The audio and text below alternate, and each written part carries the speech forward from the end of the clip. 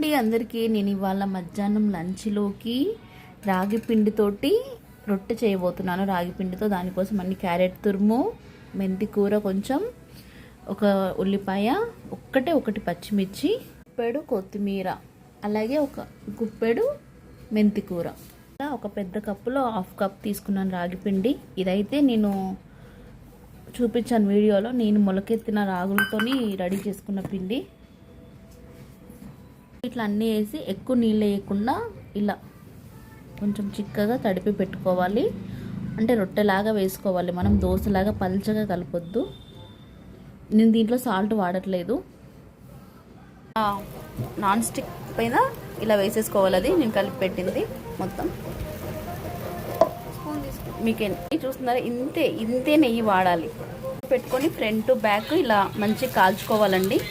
Oil అస్సలు వేయకూడదు.